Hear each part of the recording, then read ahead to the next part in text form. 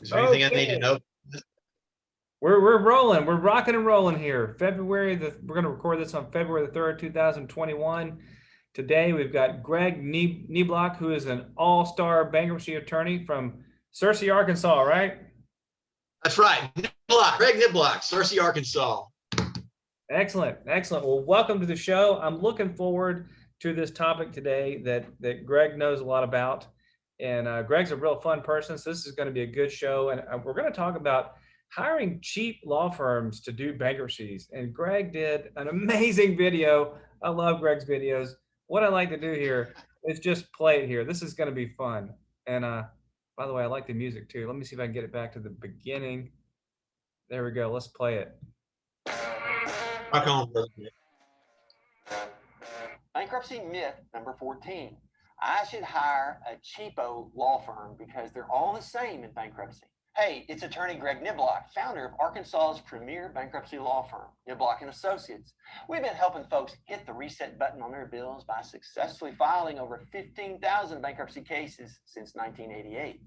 When you hire a law firm to represent you in bankruptcy, you're putting your financial life in their hands to protect you from nasty creditors and aggressive trustees. Don't mistakenly think all attorneys are the same. There are extreme differences in the degree of experience, knowledge, skill, and care for the client a law firm can have in a widely complex area of bankruptcy. Here are suggestions on how to choose a bankruptcy firm wisely. First, how long has the firm practiced bankruptcy law?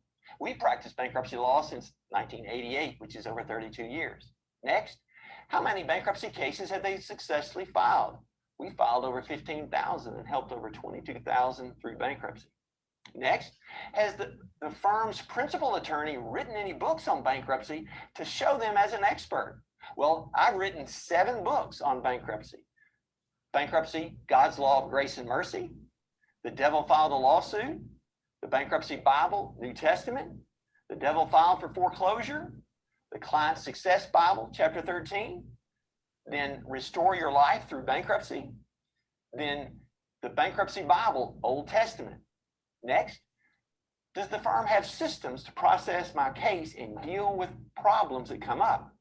We've taken the time to create written systems and processes with corresponding forms to deal with just about every conceivable issue, which also keeps you apprised of the progress of your case. Next, how many attorneys do you have practicing bankruptcy law? We have 3 attorneys. Next, how many staff do you have dedicated to bankruptcy? We have 8 highly trained bankruptcy professionals on staff, in addition to our 3 attorneys. And then we have 3 administrative personnel. Next is, will the firm help restore my credit?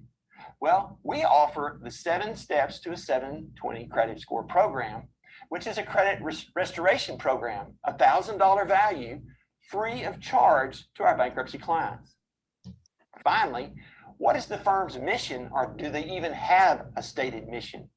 Well, our firm mission is restoring hope and peace to people in financial distress by hitting the reset button on their bills and credit through bankruptcy. Bottom line, never hire a professional based on price or down payment. You can end up paying more for using the cheap lawyer due to their lack of experience, skill, or knowledge. Instead, hire the expert based on the criteria we just discussed. If you're having financial distress, give us a call today at 501-222-3818 for your free, no obligation debt consultation, a $200 value to get the full scoop on your specific situation, to see if and how bankruptcy can help you hit the reset button on your bills and credit. Thanks so much for watching our video. I hope you have a blessed day. And if we can ever be of assistance, give us a call. See y'all later. Man, Greg, that is awesome. I love Thanks, it. brother. Yeah. I love it. So, yeah, I want to start out on this topic of, how long people have been in practice. You've been doing this since 1988. Is that right? 1988. Next month will make 33 years. I can't believe it. How about that? That's incredible. Mhm. I've been in consumer bankruptcy since 1998, but I didn't start my own firm until 2006. But I'm But amazed. you did bankruptcy before then, though, with the other firm, didn't you? Yeah, I did. Sure did. And through the years, I don't know about you, but I've seen a lot of bankruptcy firms just disappear overnight, Right, come and go. and they are And always the cheapos. that's right. And even particularly now, folks have thought that bankruptcy is an easy way to make a quick buck, which is just insane to think.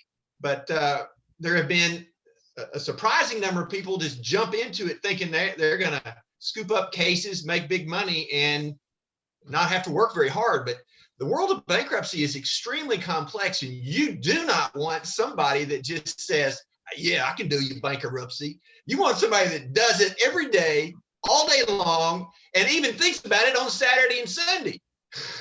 Amen. Not somebody that just says, yeah, I'll do it for you. You want the expert. You want the person who is committed their career to this crazy world of bankruptcy. Yeah, at least a few times a year, we will get a call from somebody who went to the El Cheapo bankruptcy attorney years ago. They've since disappeared. When I say disappeared, I mean you can't find the phone number. They're not on the internet. I mean, they are just gone. Right. And the client's got a big judgment hanging over them. There was never a motion to avoid lien filed. They're trying to sell the house. They can't do it because of this big, huge lien. And we charge a good bit to reopen a case because we have to specially set the hearing. We have to file a special motion with the court. And sometimes there's no guarantee for a perfect result if something got screwed up years ago. Well, right. And that El Cheapo lawyer probably didn't even know that he's supposed to look at that. That's what's so frustrating. To say, hey, you have any judgments out there? Do you have any real estate in the state and then explain that there might be a judicial lien on that piece of real estate. Yeah. Of course, they're not going to find out till years down the road when they go to sell it or refi, and boom, that report comes back from the escrow agency saying, man, you got this here big old judgment up on there and you got to satisfy it. And what does that mean? It means you got to pay it, or you got to get your lawyer to figure out what went wrong and fix it. And over the years, on occasion we missed one, but if we miss it, we're gonna make it right. Yeah, absolutely. And it brings up a point. My dad was a purchasing agent for a big company, and he'd buy heavy equipment for a quarry. And he told me, as a purchasing agent, yeah, you want to get the better deal, but you can't make the deal so tight that the guy that's selling you the stuff doesn't make a little bit of money, because they ain't gonna be around when something goes wrong with that piece of equipment to fix it. And that is so important. And what you brought up really illustrates that point in the world of bankruptcy. And there's other things that can go wrong that might need a little cleanup. And that cheapo lawyer is not going to know how to do it, and he may not be around. Yeah. When it comes up. Yeah, I see it all the time. And then, another thing that pops up currently, I don't know what real estate prices are like in Arkansas, but they're going through the roof in North Georgia, especially in Atlanta, but even in Little Rome, Georgia, property values are up. And so, these people, they get put into a Chapter 7, they really shouldn't. They don't understand that a trustee has the right to look at the value of your house, and they don't have to go with the tax assessor value. They don't have to go with your appraisal value. They're going to do it themselves. And if they come in and say your house is worth more than what you can exempt, they're going to sell it. And I see it all the time. And I warn people. A lot of people say, "Oh, I'm fired up, Jeff Kelly. I'm going to do a Chapter 7, absolutely." And I'll tell them, "Well, hey, there's a risk, and your house might get sold by the trustee. Would you be okay? In Georgia, you can get $21,500 for an individual and $43,000 for a married couple. Would you be okay with that check in your pocket, get all your debts wiped out, and but you lose the house?" And 9 times out of 10, they're like, "Absolutely not. Nobody's taking my house. I'm not going to do it." And then sometimes they come to me after the fact, after somebody else has filed the case, and they're stuck. And a lot of people don't understand that as well. Is once you're in a 7, you ain't getting out. There's no climbing out of that. Now we can. Right, there's no parachute out of it. But the only way you can get out in Arkansas anyway is file a motion to convert to a 13. And absolutely, that is the only way to get out in our district. You convert it to a 13. And but if you're the El Cheapo lawyer, you don't know that, and you don't know the tricks of the trade and the other ways to skin that old bankruptcy cat to make it work for the client. Because there's things you can do to kind of escape bankruptcy, but that aren't always written into the law. But you got to be, you can't be the guy that hadn't gone around the block a couple of hundred times. You need to be the guy that knows what the heck he's doing. He knows how to make the system work for the client. Yeah. And that's a perfect example there of find yourself in a chapter 7 and, oh my goodness, this ain't working the way I thought. What do I do? You can't get out of it, but that's what the law says. And there are rules that you can use to make it work where you can possibly get out of it. So. Yeah, what a mess. When that case gets converted to a 13, in our district, those cases are specially tagged. And if that 13 doesn't work out for any reason, it's automatic conversion to chapter 7. And that trustee is going right back after that house. But what's it like, property value wise in Arkansas right now? We've got a housing shortage where we are. I think prices are up in Arkansas, but we're a smaller state than Georgia. We have less population. It's not as intense as it is over there in Georgia. And from what I understand, talking to you and other folks, the trustees over in Georgia are a little more aggressive than they are here when it comes to real estate. It's just kind of the nature of bankruptcy. Although it is a federal system, is a local practice. You've got to know what your trustees think, how they think, what they expect. You got to know your judges. You got to know how they think and what they expect. So there's a lot of wisdom to the old phrase that, a good lawyer knows the law, but a better lawyer knows the judge. That doesn't mean that he's going to call the judge up and the judge going to do what he says or do anything improper. What that means is that lawyer knows what the judge needs as far as evidence in order to get where you want to go, or how to present it in a way that it doesn't tick him off.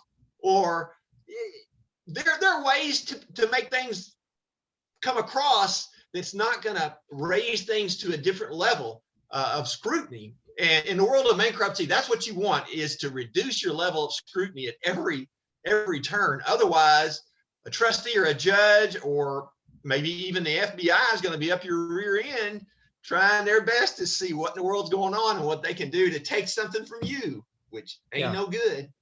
Yeah.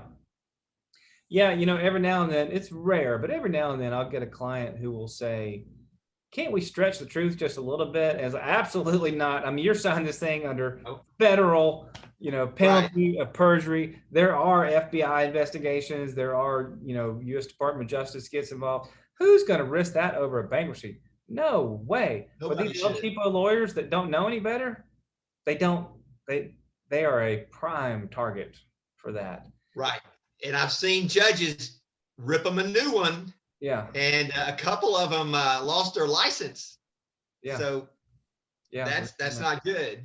Yeah. Not good. Back to that housing industry thing. I don't know about you guys, but in 2008, when everything crashed, I mean, literally our construction industry got wiped out. All these guys went and did other things. And then when things came back, there's not as many of them doing it, but the ones that are building new homes in Georgia, they're $600,000 and up. They're making bank. And so we've got a real shortage of houses that are in the 100,000, 250 range.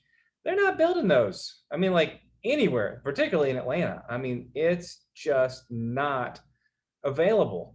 And so it's possible that you might have a house that really should only be worth $200,000, but these people will gladly pay $250,000 for it because they've got nothing else to choose from. So it's that market. Yeah. The supply and demand is working on us. I am stunned at the rise in housing prices. I mean, it's just crazy. So I mean, it's a terrible time to file Chapter 7. If you've been living in your house for 10 years, you've probably got a pretty good amount of equity. What's the equity like in Arkansas? Equity rules. Well, we can choose to do either the federal, which is what you described, the 20 some odd thousand per individual, or we can use the Arkansas Constitution, but it is somewhat, which is actually unlimited if you fit within the Arkansas Constitution for Homestead. The deal is you've got to, of course, have real estate. It's got to be your homestead. There are certain acreage restrictions. If it's in an urban setting, it's a 1/4 acre. If it's in a rural setting, it's 40 acres. But then you either have been married or have a dependent live with you within the course of ownership. So if you don't meet any one of those elements, then you get booted out of it, except for the acreage restriction. You can say, well, this 1/4 acre is what I'm claiming, but the other part would be non-exempt. But the drawback is you get your full homestead, plus you get all of $500 worth of personal property, and you close. Because the Arkansas Constitution, as it relates to that, has not changed since the 1800s. Wow. So it's great for a little old lady who has her home that's been paid for, and she lived there with her husband and children, and then all she's got is some furniture and a beat up car. You might use that and file a Chapter 13 and pay a tiny bit of non-exempt. Or if you're really brazen, you might think with the Chapter 7 trustee would say that it's not administratively feasible to pursue that because you'd only get a couple of $1,000s worth of non-exempt property. Yeah. I'd rarely have the stomach for it, but I'll present that to the people. Yeah. Wow. That is interesting. You know, in Georgia, we are strictly Georgia exemptions. We're not allowed to use federal at all. Yeah. You know, if you've lived here for the majority of, more than in the last 4-year period, more than 2 years. Yeah, we get to choose. And it's a good thing, because if we only had Arkansas exemptions, you got your homestead, $500, and you close. Wow. That's crazy. But that is interesting, though. So how long do you have to live in Arkansas if you want to get an unlimited homestead exemption? Well, you have to meet the venue and jurisdictional requirements, the greater part of 180 days. Right. And then Florida, you have to live there. Basically it. And as long as you bought the house and you're living in it while you're living here, and you declare and you can prove up that Arkansas is going to be your home from here on out. Yeah, every now and then get just somebody, a lot of that. Well, once in a blue moon, I'll have somebody that's got too much equity and there's just nothing we can do, and they've got to file 7, they can't afford a 13, and I'll tell them, hey, look, you can pack it up and move to Florida, but I guess I can add Arkansas to the list now. There you go. Arkansas or Florida. And I think Texas too. Texas as well. Arkansas, Texas. Florida, Texas. Unlimited. Yeah, but not Georgia. No. Not Georgia. Rough. And you can't pick or choose. You got to stick with the federal exemptions and use all of them, or the Arkansas constitutional exemptions and only use those. Of course, there are some of those universal ones, like your retirement plan that is protected by the Internal Revenue Code, a few different things like that are universal. Yeah. You know what I'm talking about. Yeah. There's something other than in the bankruptcy code that makes it exempt. You had mentioned in your video there about, does your attorney have good systems to make notes and keep track of things? And we use Practice Panther, we use Box, we use Best Case. I mean, we've got great software, but I'm shocked at how many attorneys have no software. Like no software. None. It's like, the bare bones petition prep. That's it. Nothing. And it's like, how are you going to keep? Of course, that's insane. I would think that would be something you would have to have, just to start off. And when I assumed that, and what I was talking about as far as systems is, in a chapter 13, it's a moving target. There's always something going on. Somebody's transmission might fall out of their car and they need to get a new car. So we got to be able to surrender that vehicle and make it where they don't have to pay for that. And then they need a new vehicle. So you have to do a motion for authority to purchase a new vehicle. They might be involved in an auto accident. So they got to get approval to hire an attorney. You got to get, whenever it's time to settle, a motion for authority to settle. There's just so many things that go on in life, and all those, for the past almost 33 years and over almost 16,000 of these cases, I think we've seen just about all the scenarios that are going to go down, just like doing, I know you've done that much over there in Georgia.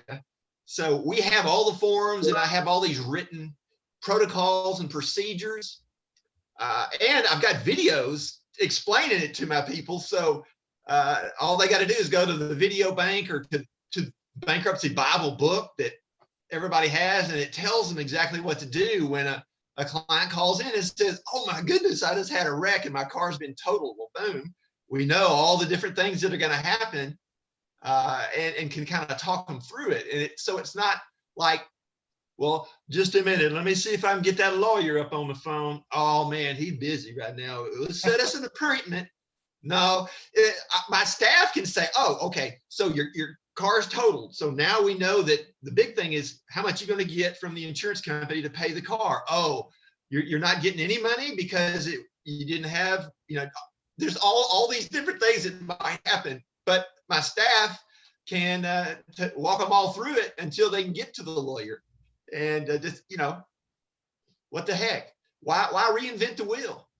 Yeah. That's what I spend a lot of my time on is developing all these systems. And I know that you spend a lot of time developing systems for your folks too.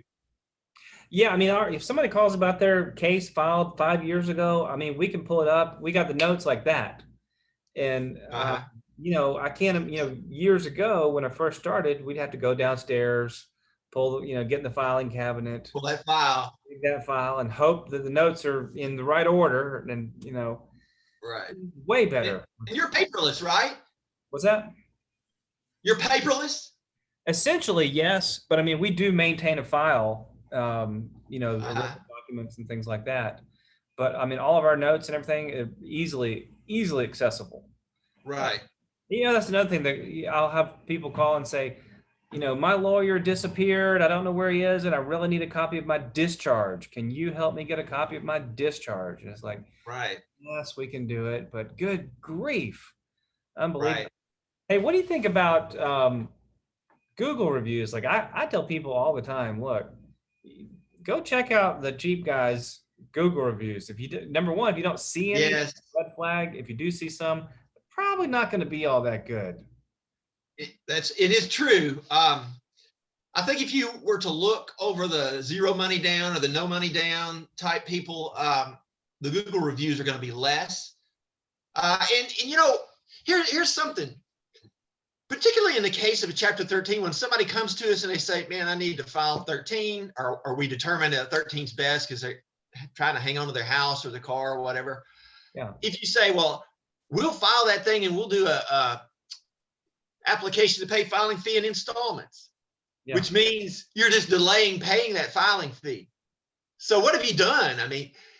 It's so much better to pay it on the front end than to try to pay it later, because you're setting the person up for failure. I know in my practice, I kind of keep a running tally, and it's about 50-50 of people's cases getting dismissed because they didn't pay their filing fee in time. And we tell them, but for some reason, it just doesn't happen. They get that pressure off of them, and they think everything is fine. And that when we say your case is going to die if you don't pay it, it's like they don't believe it or they don't hear it. Yeah. So what you do is you set them up for failure, because when you file your petition, they got to start making their payments to the bankruptcy trustee. Yeah. And they don't have a lot of money left over. So anyway, that leads into a whole nother point that reminds me, another reason why you need to go to an experienced an attorney is when they file a Chapter 13 and screw it up and the case Right. gets missed, oftentimes they'll try to cover up and just do a quick refile. And they don't know that, Oh, yeah. you get 2 dismissed cases within a year and you come back to file a third one with a different attorney, most likely, there's no stay. And where we are, it's not easy to get that stay imposed. To invoke the stay. If you've screwed up 2 cases in the past year. So they can really do a lot of damage. Y'all experience Yes. Yeah, and think about it. If you've got somebody that's repoed the car or about to foreclose and you got a sale date, if you're on that third case within a year and you file the motion to invoke the automatic stay, who's going to object? It's going to be the very people that are breathing down their neck, and you're not going to be able to get that thing invoked in time because that's going to trigger a hearing in front of the judge. Yeah. And before you can get in front of the judge, they're going to sell that thing because there is no automatic stay. Yeah. So the cheapo lawyer, I mean, he doesn't get that. He doesn't understand that when you burn one of those, that's valuable. Yeah. What do you think about using the argument, well, my first lawyer was just really bad. Can I get an extension? Well, not automatically. I mean, not maybe. Automatically, no. But you're risking your house, you're risking your car, you're risking a lot. If you're able to get in front of the judge and explain, hey, I had Joe Blow cheapo, and he didn't know up from down. Yeah. And the judge says, oh yeah, I disbarred him a while back. I get it. Yeah. Well, yeah, I think they'll be sympathetic and you'll be all right. But, has the damage already been done? Has the house been sold, the vehicle sold? Have they already garnished your check? Have they done all those other nasty things that creditors do? And it may be that you cannot undo it. So as my mom used to say, an ounce of prevention is worth a pound of cure. So, there you go. Well, man, hey, I appreciate you coming on the show. But before we wrap it up here, I just want to ask you real quick, how does your faith play into how you practice? Okay, well, that's interesting. Yes, I do see being a bankruptcy lawyer as part of my Christian mission of trying to, restore, our mission statement is restoring hope and peace to people in financial distress by hitting the reset button on their bill. Well, and bankruptcy, where do you think that came from? I mean, does this come from outer space or from communists or from some, I don't know, wacko? No, it came from the Bible. That's the book for me. And it comes from Deuteronomy. That's right. Every 7th year is the year of release. And they forgive the debts. And the other thing, I should have studied up on this for you a little bit there, Brother Jeff, but I didn't. When you look at exemptions, where'd that come from? That came from the Bible also when it said that if a fellow Israelite sells himself to you and works for you on the 7th year, you're supposed to set him free. And when you set him free, don't let him go empty-handed. Give to him liberally as the Lord has blessed you from your flocks and herds. So that's the idea of exemptions. We don't want people to fall back into desperation, financial desperation. Yeah, that's good stuff. I could go on and on for this, but I should have looked at some of my notes on it. But yeah, that's good stuff.